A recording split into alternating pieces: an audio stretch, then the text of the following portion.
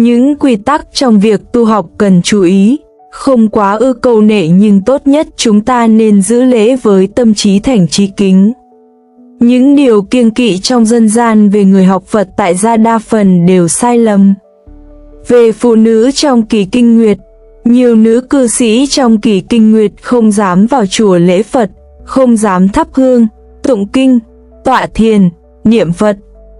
Thực ra, đây là kiêng kỵ của hàng quỷ thần cấp thấp, chứ không phải là quy định của Phật giáo. Quỷ thần sợ huyết ô, thấy máu thì kinh sợ, nên mới dễ bị kinh động bởi máu. Tuy nhiên, kinh nguyệt không phải là máu tươi do sát sinh, nên có phản ứng khác. Do đó, phụ nữ có thể không vào miếu thờ quỷ thần, nhưng không ảnh hưởng gì đến việc vào chùa, lễ Phật, tụng kinh, niệm Phật. Hàng ngày, chư ni xuất gia, sa di ni, tỳ kheo ni vẫn sinh hoạt trong chùa, thân cận tượng Phật, kinh sách, pháp khí hoàn toàn không hề xảy ra điều xung kỵ nào. Về việc lập bàn thờ tại gia và khai quang điểm nhãn, nhiều người tại gia muốn thỉnh tượng Phật về thờ, thường mời người đến khai quang điểm nhãn, xem ngày giờ, chọn phương vị. Đây là tập tục dân gian, có thể làm nếu nhập gia tùy tục, không có lỗi gì. Tuy nhiên, theo quan điểm Phật giáo chánh tín, Phật Bồ Tát vốn vô sở bất tại, không bị giới hạn bởi không gian hay phương hướng.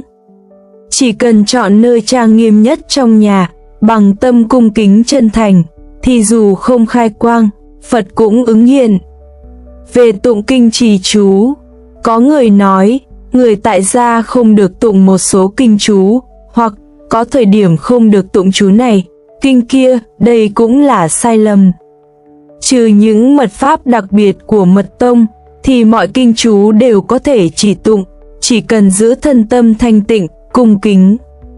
Tốt nhất nên rửa tay, súc miệng, thắp hương lễ Phật trước khi tụng kinh, trì chú. Không có quy định phân biệt về người tụng hay thời gian.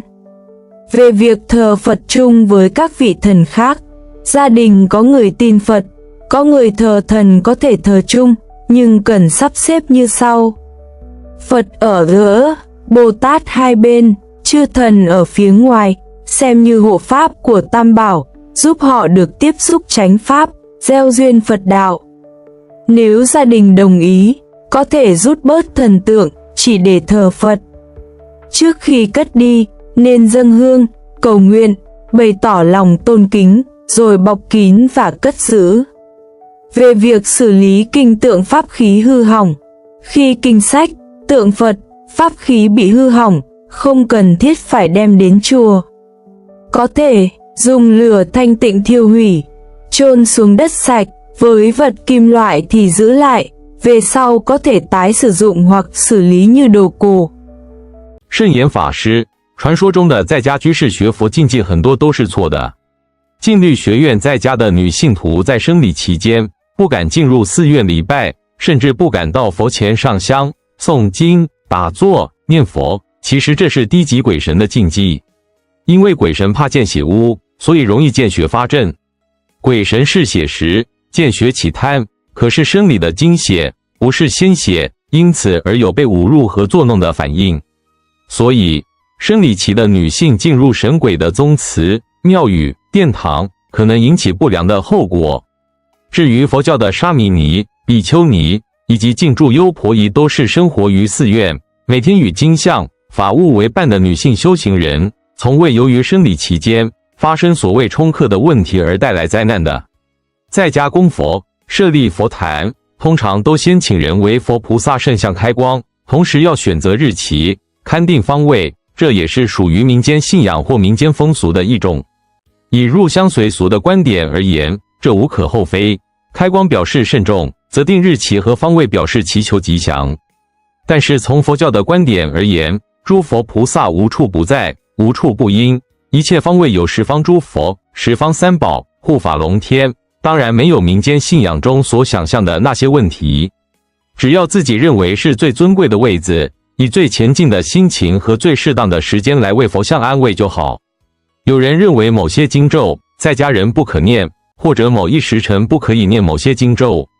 其实，凡是经咒都要以恭敬心于清净处来持诵，最好先洗手漱口，并在佛前焚香礼拜。没有一定说在家人不可以念什么经或持什么咒，除了密宗的特定法门之外。家里有人信佛，但也有人信神，是否可将不同的神佛在同案供奉？这应该没有问题。佛在中间，菩萨供在两边，诸神供于菩萨的外侧，作为三宝的外护，也让诸神亲近三宝，修学佛法，种成佛因。如果取得家人的同意，在改信佛教之后，可对原有的神像焚香、供养、祷告，然后收藏起来，以免供的偶像太多，形成杂乱。香灰及损坏的经像、法物，有许多人不知道如何处理，甚至于送到寺院。其实，只要选择清净的空地和焚化的容器，用火焚化之后，埋入地下即可。若是金属制品，则收藏起来，过了若干时日，就可作为古董或破旧物处理。佛前鲜花、水果、食物、茶水等贡品属于消耗品，必须每日更换。如果尚是可用可食，应该宜作他用，或是家人食用，不得抛弃。如果腐烂败坏，则作垃圾处理。至于贡品的单数或双数，没有限制，以对称的美观而言是双数。如限于物力、财力、位置及场地的关系，单数也没什么不可。至于品类、质料，是以个人的财力可能负担的范围为原则，不敷衍也不铺张。在家修行的时间，以早上、晚上为宜，身心清静轻松，才能专注虔诚。如果由于工作性质的原因，当然也可以选定不同的时间。最好卧室不设佛像，床上不要打坐、拜佛、诵经。如果只有一间房子，最好平常将佛像用布遮盖，礼拜之时，要把床铺整理整齐、清洁，再揭开佛像。如果除了床铺没有任何位置，坐在床上也可以作为修行场所。总之，是以恭敬、清净心来做到肃穆、庄严的程度为原则。皈依三宝之后，对于其他宗教以及民间信仰的寺庙、道场，不得再受皈依，但仍予以尊敬。若进入教堂、寺庙、神坛，当以鞠躬合掌问讯为礼。不得作为信仰的对象，但还是可以作为友谊的联系。在对于佛法未有确實的認識之前，不可以閱讀外道的書刊，否則會造成方向的誤導。修學佛法須注意的規則不必過分拘泥形式，但最好以至誠恭敬之心持守禮儀。民間關於在家學佛的禁忌，多數是錯誤的觀念。關於女性月經期間，許多在家女居士在生理期間不敢進入寺院禮佛、上香、誦經、打坐、念佛。其實這些禁忌來自於低階鬼神的說法，並非佛教的規範。鬼神畏懼血穢，容易因見血而驚擾。然而月經的經血並非因殺生而出的鮮血，因此會有不同的反應。因此，女性在月經期間不宜進入供奉鬼神的廟宇，但進入佛寺禮佛誦經念佛完全沒有問題。出家女眾如沙尼尼、比丘尼，日常生活在寺院中，與佛像、經典、法器長期相處，從未因生理期而有任何所謂沖犯的問題。關於在家供佛與開光點眼，許多在家人請佛像回家供奉時，會請人為佛像開光點眼擇日選方位。這屬於民間風俗，如依地方習俗行事，也無不可。但以佛教正信的觀點來說，諸佛菩薩本來無所不在，無所不應，不受方位時間的限制。只要選擇家中最莊嚴潔淨的地方，以最恭敬的心安置佛像，即使沒有開光儀式，佛菩薩也能感應。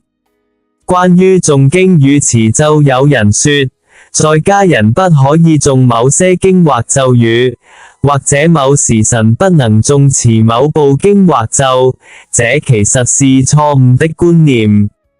除了密宗某些特殊密法需要傳承傳授之外，一般經典與咒語皆可誦持，只要以清淨恭敬之心進行即可。最好在誦經前洗手、漱口、焚香禮佛，並無對經咒及誦持時間、身份的特別限制。關於佛與神共供，家庭中若有人信佛，有人信神，可共同供奉，但要依以下次序擺放：佛像至中，菩薩分列兩旁，諸神置於菩薩外側，是為三寶的護法，讓他們也能親近三寶，種下佛因。若家人允許，改信佛教後也可將原本的神像焚香供養，祈禱後收起保存，避免供奉過多造成雜亂。關於毀損佛像與經書的處理，佛像、經書或法器若毀損，不必送到寺院，可以如下方式處理：選擇清淨空地，用清淨之火焚化，焚化後掩埋於潔淨之地，若為金屬製品，可收藏起來，日後當古物或廢品處理亦可。關於供品的注意事項，鮮花、水果、飲食、茶水等供品應每日更換。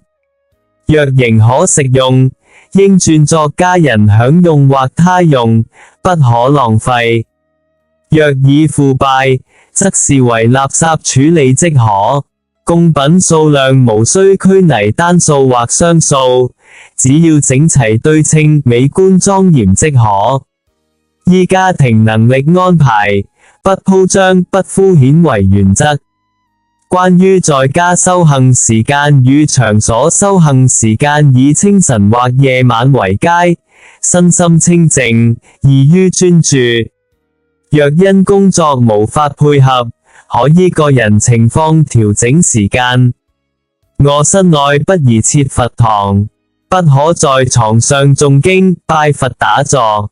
若僅有一房，應在禮拜時將床鋪整理乾淨，佛像平時用布蓋上，禮佛時再揭開。